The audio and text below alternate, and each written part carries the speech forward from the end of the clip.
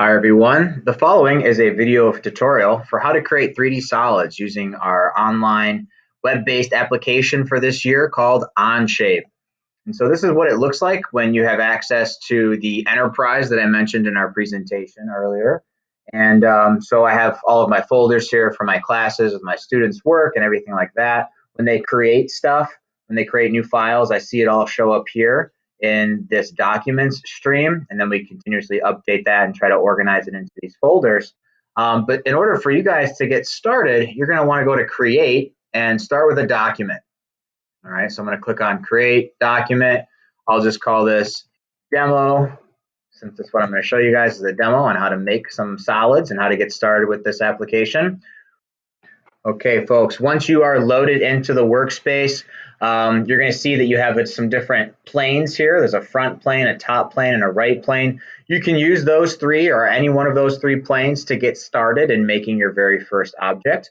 And so, as I mentioned before, it's all about creating a sketch and then extruding that, revolving it, maybe sweeping it or lofting it. So we got to get started with a sketch.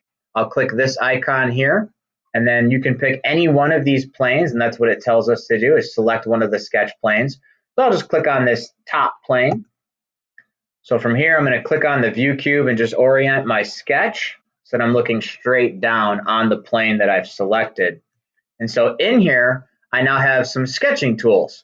And a lot of these tools are pretty similar to what you're going to find in some other 3D solid modeling programs. Lines, shapes like rectangles, circles, arcs. You can make polygons. There's splines, which are just curved lines.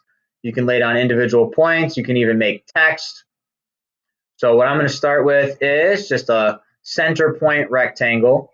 I'm going to click on what they call the origin, which is your 0, 0 location. Very important that you utilize that whenever possible. So I'm going to start from there, click and drag out to create this shape. And I'm going to left click one more time to place the shape. And now I have a chance to edit the values. So I can make this maybe 3 or 4. I'm going to type 3 and hit enter on my keyboard. It then moves me over to the other dimension. I can hit 3 again and hit enter. And so what that's done is it's fully dimensioned this shape now. All right, and you can add more to that shape with the additional drawing tools here, cut pieces away, do whatever you need to do to create your shape. But once you have that, you hit the green check mark to exit sketch mode. And I just clicked on one of the corners here on the view cube so I can kind of get back to my isometric view. And then from here is where we get to make a feature, which is an extrusion, a revolve, a sweep, a loft. There's two other options here, thicken and enclose. I haven't really played with them yet. Really, the bread and butter is extrusion. So when you click on extrusion, you have some more options here as well. You're going to want to stay on solid, not surface, so stay on solid. But within that, you have 4 options. You can make a new feature or a new part. You could add to an existing part. You could remove this particular sketch and try to like cut and remove pieces away, or you could intersect it with another object or sketch. So because this is the very first thing that we're starting with, we're going to make a new feature, a new object. It's going to add it to our parts list here on this menu. So all we have to do now is select the actual sketch regions that we wish to extrude. So I'll click inside of my shape. You can now see it's been made into a 3D solid. From there, you can change the direction and how far that extrusion goes. I'm just going to bring it up and I'll make it 3 inches. So I have a 3 by 3 by 3 inch cube. I'll hit my green check mark to finish the extrusion. And now I have that shape on the screen.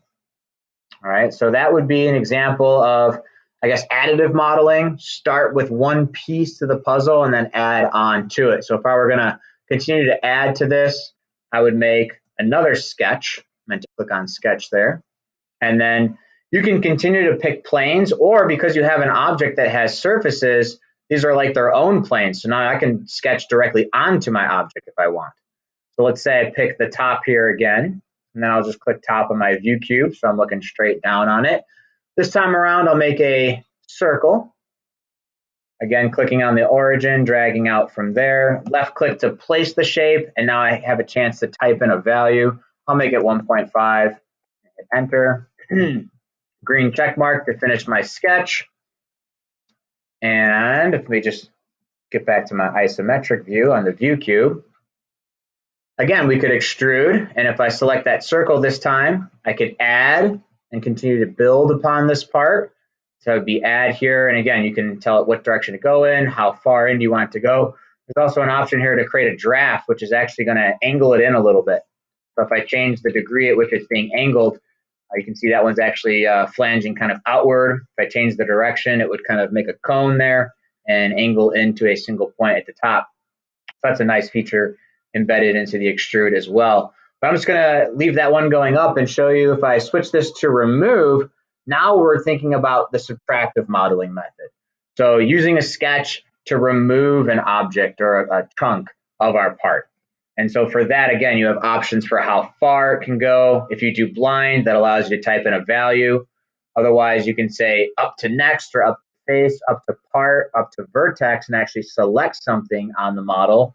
Or you just say simply through all if you'd like it to cut through the entire part. So as I rotate here, you can see how that's actually cut through the part then. So that's just a really quick look at how to get started with Onshape, making sketches, drawing out different shapes, and then making 3D solid objects by using these features here. So I only showed you how to do extrude. The next one there is revolve. Check those out in the Learning Center. So here's a direct link to the Learning Center. I'll just show you that real quick. So when you get to the Onshape Learning Center, as I showed you before, there are a ton of videos and resources in here that can show you how to use all those other features that are in the software. So definitely check these out when you get a chance if you're looking to learn more about how to make things work in this application. Let me just go back to this now, and that concludes this tutorial. I'm going to make another one that's going to follow up with how to place an image on a sketch and how to trace that in order to create your object.